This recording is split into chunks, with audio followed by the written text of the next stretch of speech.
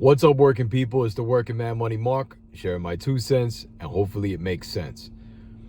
Don't leave your cash in the bank unless you're getting at least 4% on your money. I had a conversation with a friend yesterday, and he's sitting on a considerable amount of cash, waiting for his first real estate deal. And I realized that there's a lot of people in this situation right now. And even if you're not in this situation, you should be trying to get the best return on your money. Right now, the U.S. Inflation data says that it's at about 2.9%. Middle-class Americans know that it's not 2.9%. First of all, the metrics that they use to calculate that inflation data are greatly skewed, and especially the CPI data. That's a conversation for another day. However, I'm sure you've heard this before. Money flows to where it's treated best. So let's just say, for argument's sake, that 2.9% is double that number. Let's say it's really 6%. Even if you're getting 4% on your money, you're still not on par with inflation. However, it's still better than the less than 1% that you're getting in your checking account right now, or even your savings account. Now, I'm only speaking to products that are available in the US. If you're outside of the US, I'm sure there's something available that's comparable in your country. But let's talk about how to get the best treatment for your money right now in this current environment. As of this date, February 5th, 2025, Treasury securities are yielding, short-term Treasury securities, let's say the 4-week and the 8-week, are yielding around 4.3%. If you're sitting on a lot of cash, that's not a bad play. Now, I've said in the past, you should have 3 to 6 months of living expenses. I'm going to change that now, and I'm going to say 6 months of living expenses. And I'm talking about basic living expenses. Your rent, your utilities, food, the bare bones essentials of what you need to survive. You should have at least 6 months of that. But after that, you have that nest egg of 6 months, you should be trying to deploy that capital. My mindset, and the mindset that I'm trying to foster on this channel, is that an investor never stops investing. Once you have your savings locked in, you want to try to deploy your capital so you're getting the best return on your investment. Because we work really hard for our money. So we want our money to work really hard for us. So let's talk about a couple things that we can do. In this current environment that we're in economically, I believe that it's not prudent to lock up your money long-term in a CD or something to that effect. I like 4-week and 8-week Treasury securities because you can set these up as ladders. Like if you've ever heard of CD laddering, it's the same concept. So like, let's say for instance you have $20,000, right? Instead of leaving that $20,000 in your bank account at, let's say, 0.01% or whatever you're getting, right? You can buy Treasury securities.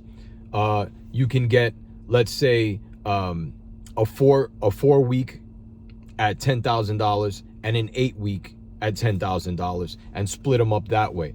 You can also set these up where you can recurrently invest the proceeds and you can keep it going in. That way, every 4 weeks, you have money coming back to you just in case you need it for the next deal.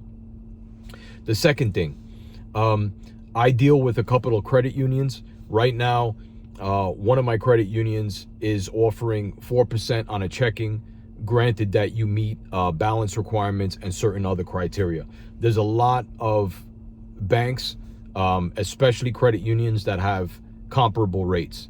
So if you're not in a credit union, I highly recommend that you look for a local credit union near where you are, or maybe there's some kind of affiliation with an organization that you're in where you can get membership to a credit union, because usually with a credit union, you're going to get better service and you're going to get better rates.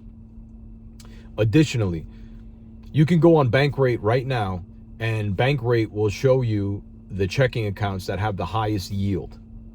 So that's an excellent resource for you. I know I always get these offers in my inbox.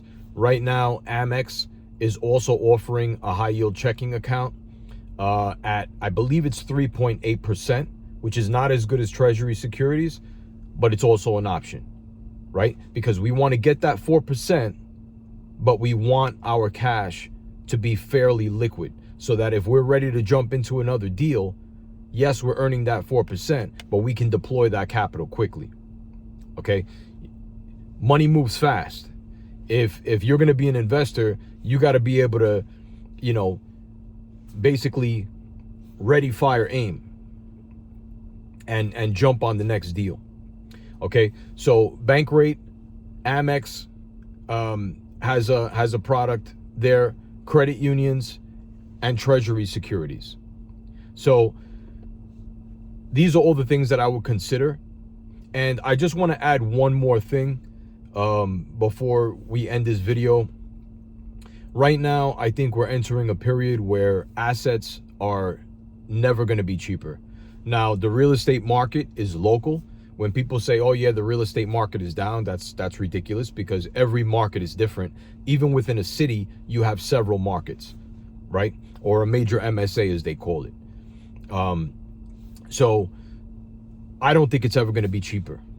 So you got to get in the game. Get those 6 months of living expenses.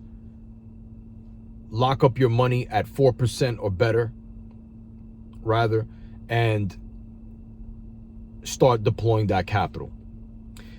One last bonus. USDC on Coinbase. Right now, Coinbase offers rewards on USDC. I don't know if it's only available to the Coinbase advanced account, but USDC is liquid. It's quickly convertible into fiat or dollars, and you can get 4% on USDC. So if you're trading crypto, I think it's also prudent to keep your balance in that USDC so that you earn that 4% rewards rate. And those are my thoughts on that right now. So if you have any comments, please let me know. If you know of any other products that can help anyone else, please share it in the comment section. And I hope that was valuable to you.